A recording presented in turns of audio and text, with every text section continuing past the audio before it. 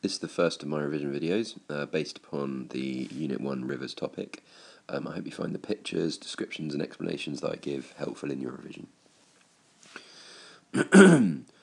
First of all, you need to know that the river starts in the upper course, moves through the middle course and finally into the lower course where it will eventually reach the sea or the ocean.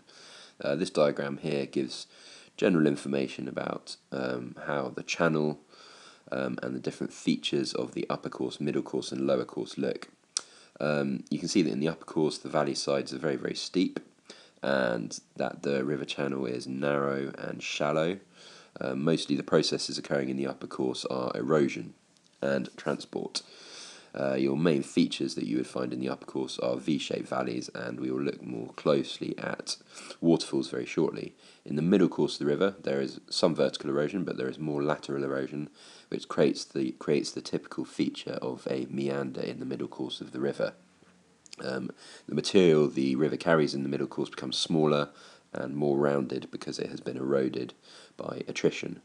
In the lower course the channel is very wide and very deep, and deposition is the most important process in the lower course of the river, creating features like floodplains. There are 4 erosion processes occurring in the river.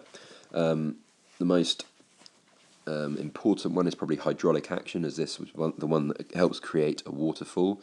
This is when water is pressurized into small cracks in the rocks and the bed surrounding the river, causing miniature explosions, like when you clap your hands, causing the river bed and banks to break down. Second one is what we call abrasion. This is the sandpaper action of the rocks against the bed or bank of the river.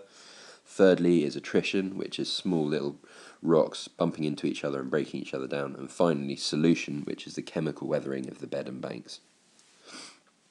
There are 4 different transport processes.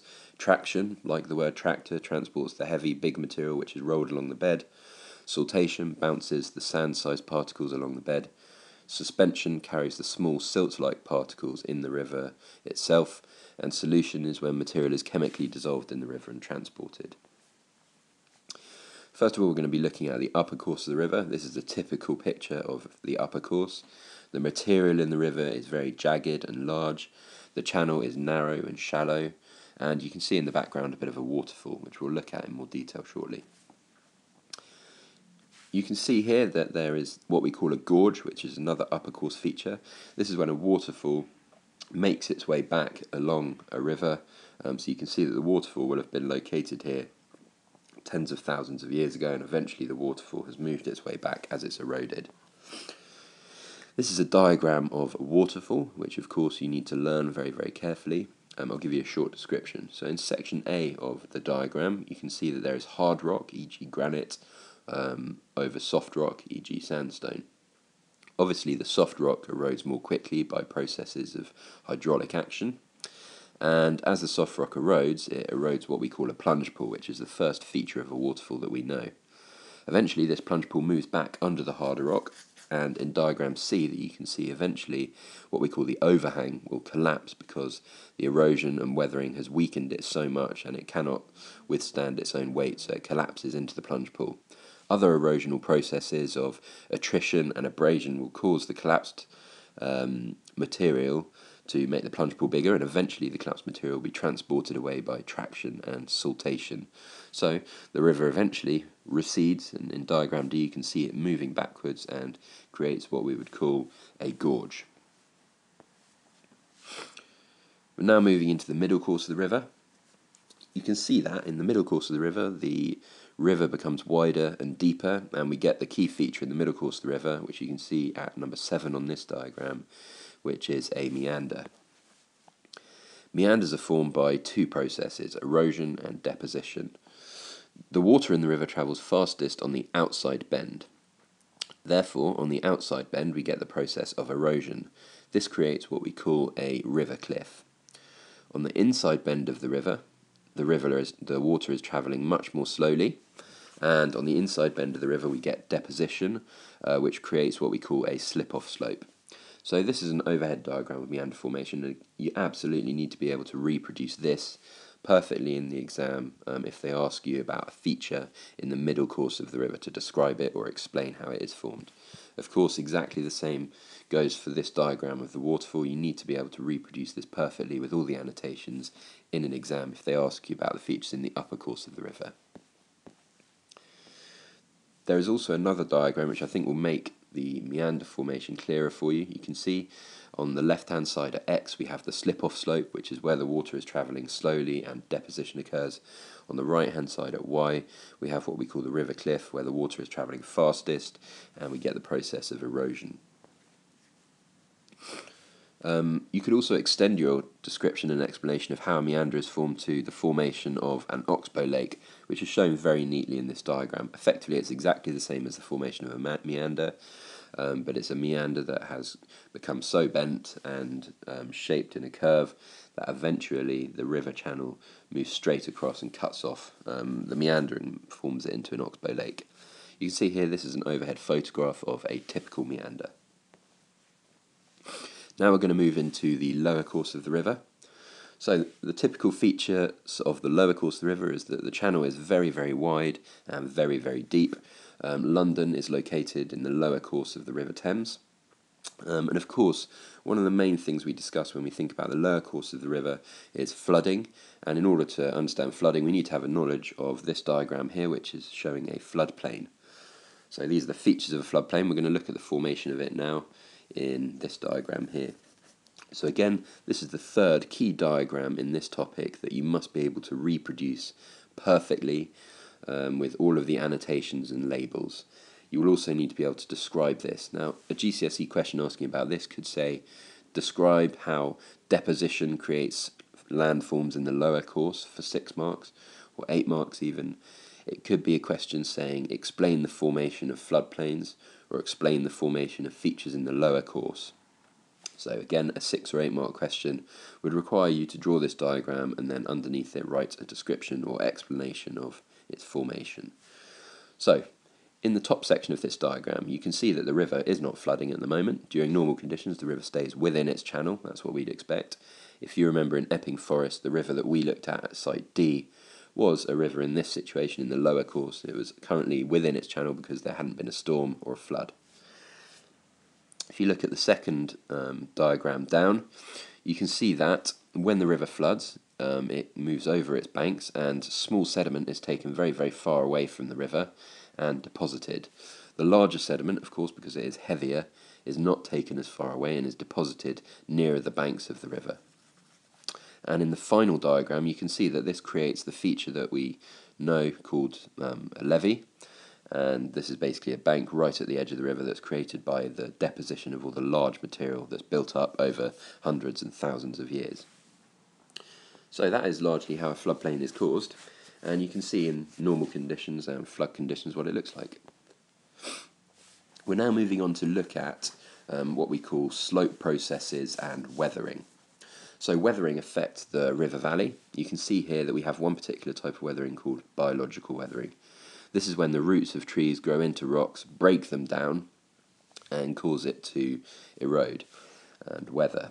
This material will of course be washed away into a river at some point.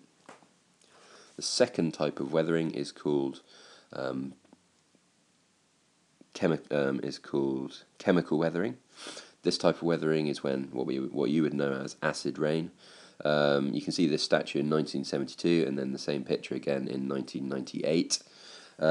This particular statue has been under a huge amount of weathering, and all of the material that's come off the face of this statue will of course be eroded and taken into a river. The third process of weathering is called freeze-thaw. This is when water goes into cracks in the rock and it freezes. Of course, water expands when it freezes, and this causes the rock to break down, and again, this rock material that's broken down will be transported into the river. We then need to know about the process by which that material is transported into the river, and these processes are called mass movements. First of all, there is what we would call a landslide. You can see here this photo of a landslide in Brazil. Obviously, this has caused a huge amount of devastation for this community, but all of this landslide material will eventually be washed and transported into the river, and that's why it's important in this topic. The second mass movement process is what we would call soil creep. This is when soil literally creeps down hillsides and eventually makes its way into a river, which you can see happening in the bottom right-hand corner of this photo. We're now going to move on to looking at our case study for this topic, which is the case study of flooding. We are particularly focusing on the case study of Sheffield. First of all, I want to consider the general causes of flooding. The primary cause of a flood is if there is a prolonged and heavy rainfall period. So a prolonged heavy rainfall period. Without that, there is obviously going to be no flood. Now, of course, all of this water has to make its way into a river at some point when it hits the ground. And in a rural area, there are various things that will stop it from reaching the river so quickly, such as trees which intercept and delay the water. There is infiltration, where the water will move into the soil, and that will delay the time in which the water from rainfall reaches the river, and that will stop flooding from occurring. That's the natural state. However, in urban areas, there is a lot of concrete, there is a lot of tarmac, and these surfaces are what we call impermeable. That means water can't pass through them. So the water lands on these surfaces and flows directly into the river through off the surface or through drains. And this is what will cause flooding, and this is of course what caused the flooding. One of the reasons that the flooding was caused in Sheffield. Another final cause of flooding is if a settlement is located in a valley. Of course, if the rainfall hits the valley sides, it's going to flow more quickly directly into the river, more likely to cause flooding. So you can see this diagram neatly shows that particular cause of flooding. This diagram shows some of the other causes of flooding, which you would need to know. So, first of all, we're going to look at the impacts of the flooding in Sheffield. First of all, Sheffield Wednesday Football Stadium was under 8 metres of water, and you can see the volume of economic damage that this would have caused is absolutely massive through the repair they'd need to make to the stadium, but also through loss of business because they wouldn't have been able to hold any football matches. Secondly, there was also a great deal of social damage caused by the flooding. All of these people's houses were of course completely flooded and ruined. This would have cost these people's insurance companies, or if they didn't have insurance, it would have cost them tens of thousands of pounds to repair. If these are council houses, of course that makes it an economic and a political impact because the council will have had to pay for the repairs. Finally, further economic and social impacts were that buses, trains were delayed and of course flooded, which had a huge impact not only upon people not being able to get to work and complete their jobs, but also upon the infrastructure of the trains and buses. You can see here a massive amount of economic damage was caused at Meadow Hill Shopping Centre. And just key fact to remember is that this flood was in 2007, which I haven't said yet. So Meadow Hill Shopping Centre was flooded. We're now going to look at the ways in which flooding can be prevented or flooding risks can be reduced in Sheffield. There are two different types of engineering that can be put in place to reduce flooding. One of them is called hard engineering, one is called soft. This is a hard engineering method and it's called a storm drain. Now these storm drains can be built to take water away from these surfaces and take it away and delay the rate at which it reaches the river. This is what a storm drain would look like underneath. It's absolutely massive and it's there so that it can take a huge amount of flood water away from the river and away from the urban area to stop it from flooding. So that's hard engineering, a storm drain. You could also divert the channel of the river. This is the second hard engineering method, moving the channel so that it takes the water away from the urban area, away from Sheffield, so that this kind of flooding won't happen again. There are two soft engineering methods that we're going to look at, and generally, if you are answering a question that says examine the engineering methods used to stop flooding in a location, you could say in Sheffield they use hard engineering, describe and explain some of the hard engineering methods, and you could say they also use soft engineering. Generally speaking, soft engineering is better, and I'll say why now. This soft engineering method is what we call afforestation. It's planting trees, and you know that trees cause interception, which stops the water from reaching the river. Secondly, we have another soft engineering method, which is the prediction of the floods, which is very, very possible through weather systems, and of course the Environment Agency's role is to predict floods. Finally, we have this diagram here, which is what we would call a flood hydrograph or a storm hydrograph, We have in the bar chart is the rainfall, and we have the amount of water flowing through the river, as you would see on the line. All you need to know is that this diagram has what we call lag time.